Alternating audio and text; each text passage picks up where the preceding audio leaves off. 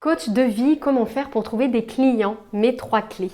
Bonjour, bienvenue à toutes et à tous. Dans cette vidéo, je vais aborder vraiment la thématique pour les coachs de vie qui souhaitent créer ou développer leur activité, ou même les personnes qui envisagent le métier de coach de vie, la problématique de trouver des clients. Depuis que j'ai créé mon école, la CAP Coaching School, donc vraiment une école de formation au coaching personnel ou coaching de vie basé vraiment sur le cadre de référence du coaching de l'alignement au projet. J'ai beaucoup de questions et je vois beaucoup de problématiques en fait ressortir autour de cette création d'activité et notamment l'idée de trouver des clients. Bien souvent, les personnes qui s'engagent en fait dans cette voie du coaching ou les autres métiers d'ailleurs de l'accompagnement, du bien-être, thérapie, etc.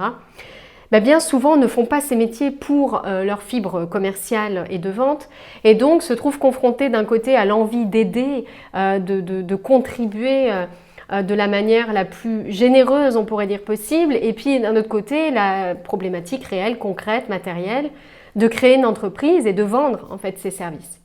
Et donc il y a beaucoup de personnes qui ont l'impression que pour réussir elles vont devoir quelque part se forcer.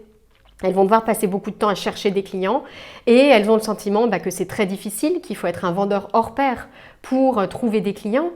Elles ont aussi le sentiment souvent qu'il y a énormément de concurrence et qu'il est du coup de plus en plus difficile en fait de se démarquer. Et donc voilà, elles se posent toutes ces questions. Comment est-ce que je vais trouver des clients sans me forcer? Comment est-ce que je peux également faire les choses de manière à ce que ça reste juste pour moi? Pas avoir le sentiment de me travestir, de me déguiser, de devoir enfiler un masque de plus, quelque chose qui ne me ressemble pas. Donc dans cette vidéo, je voudrais vous partager 3 pistes pour réussir à trouver des clients. Si vous vous engagez sur le métier de coach de vie principalement, voire d'autres métiers de l'accompagnement, comme je le disais.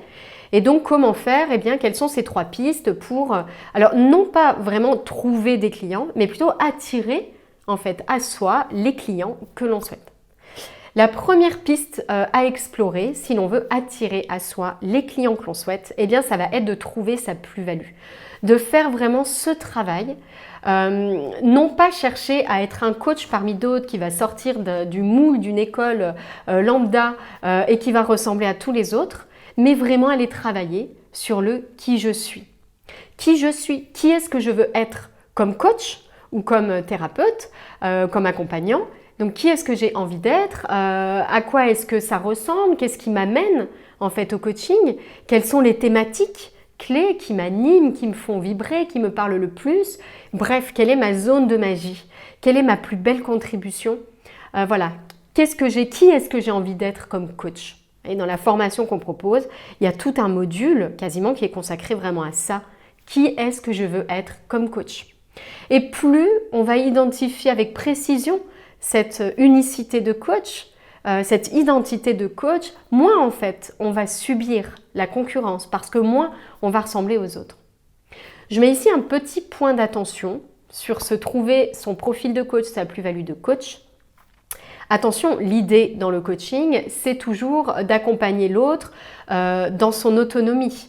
L'idée ne va pas être de dire à l'autre quoi faire. Donc accompagner sur une thématique qui est sensible pour soi, que l'on a traversé soi-même, c'est souvent une voie que l'on choisit, mais elle comporte également ses risques, à savoir la tentation d'être le sachant et de guider l'autre, donc de le former en fait à ce qu'on a soi-même fait.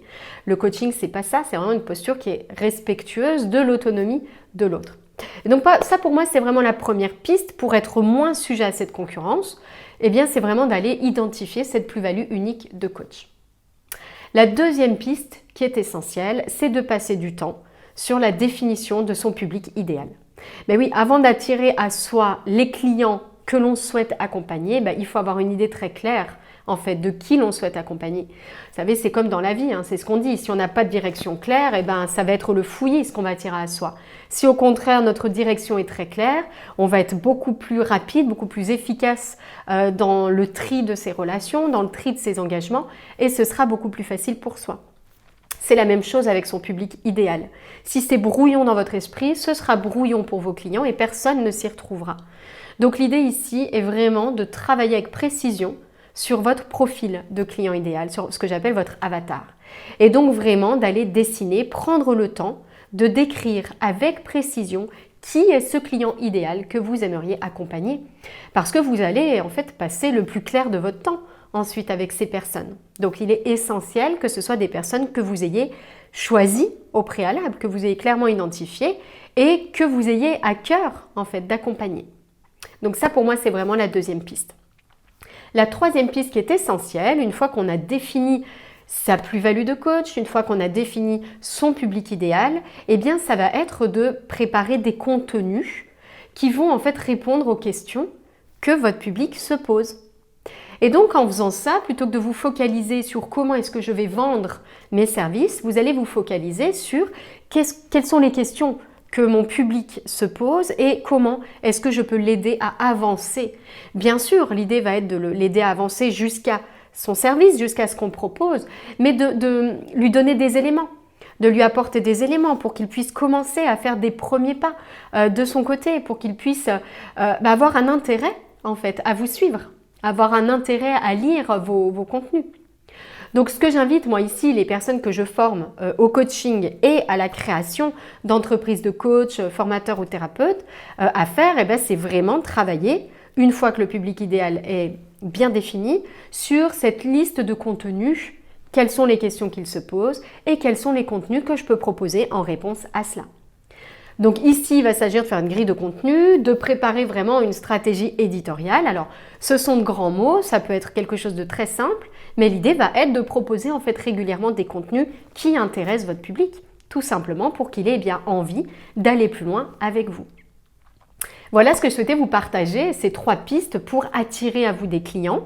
Si vous voulez être coach de vie ou si vous l'êtes déjà, thérapeute, formateur, vraiment tous ces métiers de l'accompagnement.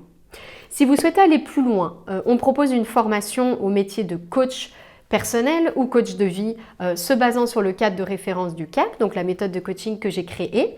Ce que je peux vous proposer, c'est d'aller visiter notre site si c'est une approche qui vous parle, si vous cherchez une formation au coaching de vie notamment, et puis de découvrir si cette approche est en adéquation avec vos attentes. Pour moi, il y a vraiment 3 piliers essentiels dans la formation et l'un de ces 3 piliers, c'est vraiment la partie entrepreneuriale, ce que je viens d'évoquer.